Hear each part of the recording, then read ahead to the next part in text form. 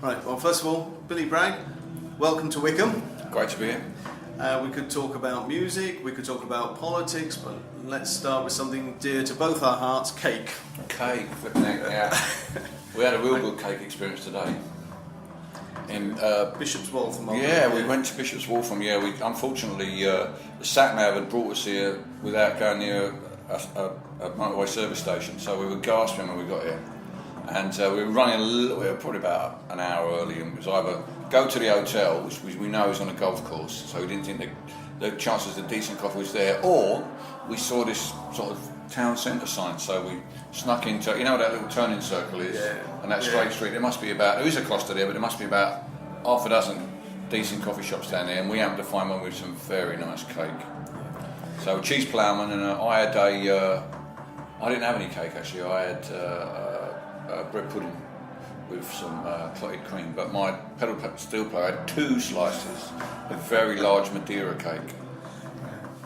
So you like the catering around here, this part of the world? Cake is good. I mean, tomorrow I'm playing at a festival called Lake Fest, and I thought it said Cake Fest. That's why I said I'd do it. I mean, I'm really all right. They've got a lake, yeah, whatever, you know. But there you go. But I'll do my best, people. Don't worry, I'm coming.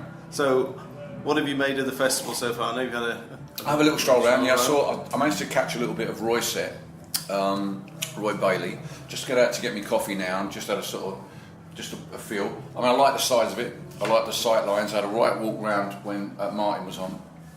Walk right around the back just to make sure everybody, you know, everyone's got a good. If people are sitting out the back there, they're still part of it. They're not out of it. You know, just have a look at where people are. I think you need to. I mean, it's the first time I did when I got to Southwell. I had a walk around and got a bit of a sniff of it and try and suss out, you know, if there's something like, for instance, Warwick Folk Festival's in the grounds of a private school, Warwick private school, so I had a lot of fun with that. So do you get a feel for the atmosphere here, and it's fairly laid back and chilled? Yeah, well, you'd be very laid back and chilled if it'd been a day like today. You should have been last week at Kendal Calling, where it rained all weekend. It's not quite so chilled, but it was a good festival the same. But yeah, no, it's really, for me, it's for sightlines, looking at it. Like, you know, when you're on stage, you need to know that they've got screens up. Yeah. It really helps to know that, because sometimes if you're so focused you don't notice it, you don't really think, oh, people are going to get this all the way to the back. But with the screens, you know that sometimes you can see them on stage, so you know. But just going out and having a look first, and just sussing out sightlines, sound, you know, the size of the general size of the people that you think you might be able to include in this. And does that in any way influence your set list? No, but it influences my pitch, how I pitch it. Yeah. If I'm going to pitch it along our way, you know. For instance, at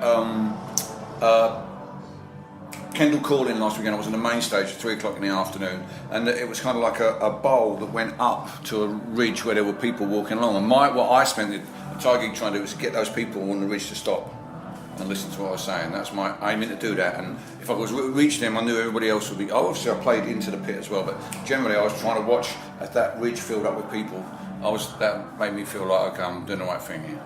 You know, I do check. I mean, I will look on. You know, it started to rain while I was playing, so I have a Bob Marley song that it's a cover.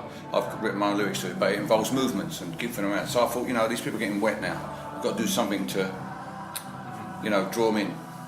And does it affect the content of what you say as well? Do you change what you might say on stage according to the audience and the type of festival? I change what I might say on stage depending on where we are.